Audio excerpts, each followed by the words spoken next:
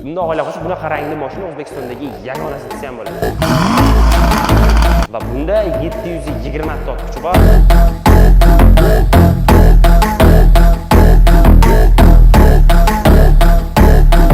O'zbekistonda yagona rangdagi BMW M5. Hammaga assalomu alaykum do'stlar. Sizlar Shohrux AC kanaldasizlar va kamina qarshilarda Shohrux. Bugungi obzor vlogimizni aynan shu BMW ga bo'ladi. Buni rangi noodatiy, lekin u yolg'iz emas. Bugun vlogga va obzori dahshati bo'ladi.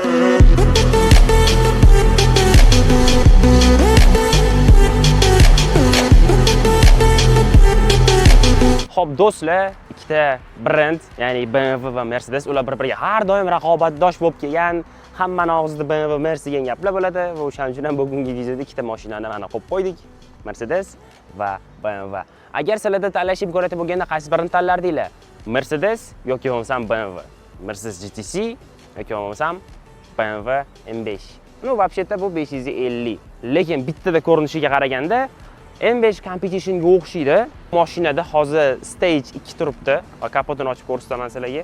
Original karbonoviy kapot, juda ham yengil kapot. Bunda 4 litrli dvigatel turibdi, M-Power mana.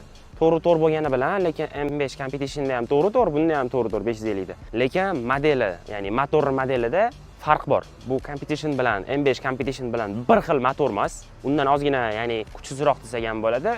Hajmi biroz kamroq. Hozir bunga Stage 2 qilingan va bunda 720 ot kuchi bor. Oxirgi marta zamer o'lchaganlarida 2.9 sekund chiqqan ekan. Balki hozir bundan ham tezroq chiqar. Kapotni yopib qo'yamiz. Karbonoviy kapot, karbonoviy reshotkalar, tagida karbonoviy gubalar bor, karbonoviy difuzorlar, karbon. Yoniga o'tamiz. O'zi 550i da mana bunaqa krilo bo'lmaydi. Bunga o'sha M5 Competition'ning krilosi qo'yilgan karbonoviy paroklar, karbonoviy krishka, patologda luk bor. Bilsanglar, Competition'da o'zi karbon tom bo'ladi. Agar sizlar xohlasanglar, tomini ham pod zakaz qilib luk qo'ydirsanglar bo'ladi. Unaqa M5 Competition bizda bor. Va bu 550i, 550 da ko'rayotganinglardek luk bor, lekin karbon emas. Lekin agar sizlar M5 Competition oladigan bo'lsanglar, xohlasanglar shu tomni ham qo'ydirishingiz mumkin original Competition'ga, karbonli tom o'rniga. Diskalarga keladigan bo'lsak, bunda 20 dyumli BMW M5 diskalar turibdi. Original I+, ko'ryapsizlarmi? Tormoz sistemasi perforatsiyali. O'z perforatsiyali bo'lmaydi bunda, ya'ni 550i da oporni disklar tekis bo'ladi. Perforatsiyali qilingan bu ham. Shunaqa. Xo'p, ana endi orqasiga o'tadigan bo'lsak, orqasida karbonoviy spoiler turibdi. Karbonoviy spoiler, M5 Competition yozuvlari. Bu mashinaga bunday qarasanglar, hozir bunday o'ylab qarasangiz, bu mashina Competition, nechun bo'lsa ham stage qilingan, ko'rinishlari, hamma narsasi, tormoz sistemalari hamma narsa qilingan. Bunday o'ylab qarasangiz, bu Competition. Orqada ko'rayotganinglardek karbonoviy difuzorlar turibdi.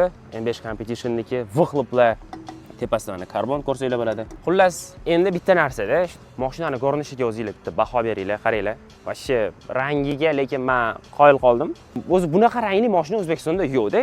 Bundoq o'ylab qolsa, bunaqa rangli mashina O'zbekistondagi yagonasi desa ham bo'ladi. Bunaqa M5dagi yagona va bunaqa rangdagi yagona mashina qarshilarda turibdi va bu rang uchun bu mashinaga 0 dan 10 gacha baho berib ketinglar. Bu mashinaga qanchalik yarashgan bu rang? Shuning uchun kommentariyaga yozib qoldiringlar. Xo'p, ana endi salonga kiraylik.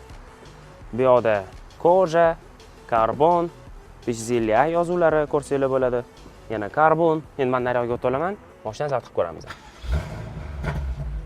Plus buni vyxlopi ham yaxshigina baland do'stlar. Salon koja, karbon, rul mana alkantara bunda juda ham yumshoq, udobniy, qo'l terlamaydi, burish juda ham oson. Bu ham karbondan qaranglar. Bunda ham karbon bor. Biz sportga qo'yamiz, sport plusda o'sha mashina mana. Qaranglar. Prosta mashina sportda turibdi va salondan qanaqa eshitiladi menga bu ovoz.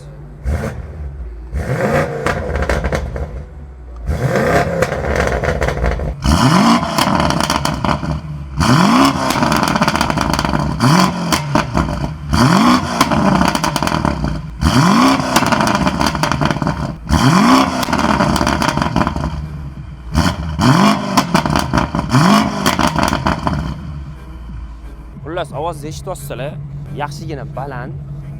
Menga BMW dan bitta narsa yoqadi, buni bosganingizni bilasizlar, ya'ni birinchi peredachadan ikkinchi peredachaga, ikkinchidan uchinchi peredachaga o'tayotganda anu turut qiladi. Ya'ni vyxlop ovozi bilan eshitiladi bu narsa va bu dahshat eshitiladi. Va vyxlopni ham eshityapsizlar, yaxshigina baland vyxloplar. Bu Mercedes aynan GTC modeli, chunki buni GTS bor, GTC, GTR, Black Series bor. O'sha GTR, Black Series bu modelning eng kuchlisi. Bizdagi aynan GTC O'zbekistonda yagona, rangi ham yagona, qaranglar, oq, orqasi qora bo'lib ketgan, tam orqada yulduzchali logotiplar turibdi.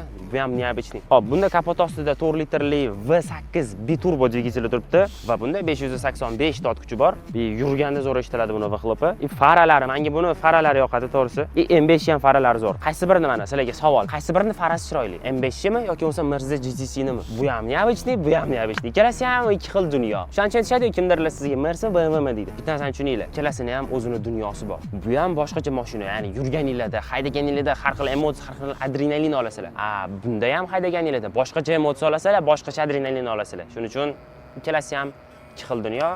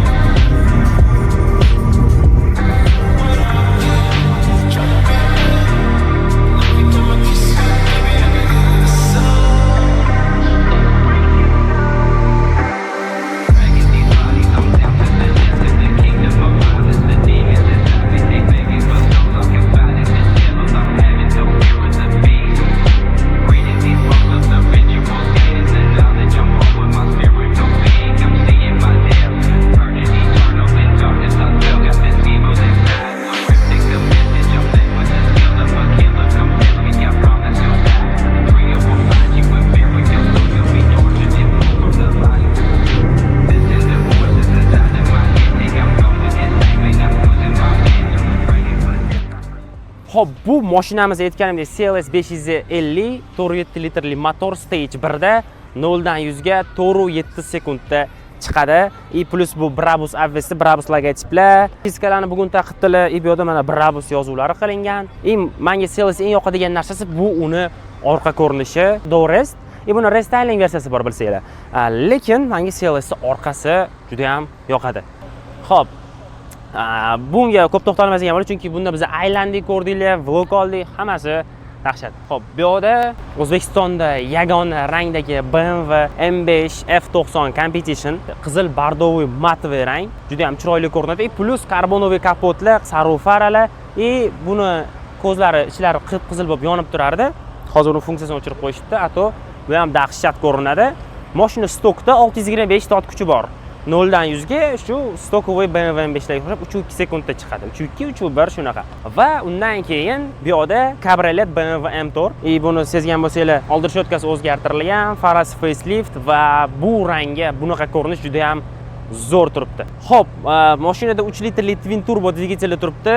Mashinaga stage 2 light qilingan va hozir bunda 650 tot kuchi bor. 0 dan 100 ga 2.9 sekundda chiqadi. Aytgancha bu mashinani stage'ini Ramon Performance qilgan. Xo'p, ana endi sizlarga savol. Shu ko'rib turgan 4 ta mashinalardan tanlash imkoniyati berilganda qaysi birini tanlardinglar? BMW M4 Competition, BMW M5 Competition yoki bo'lmasa BMW 550i yoki bo'lmasa Mercedes CLS Banan. Fikringizni kommentariyaga yozib qoldiringlar do'stlar. Bo'lmasam sizlar bu kadrlarni ko'rib bir maza qilinglar.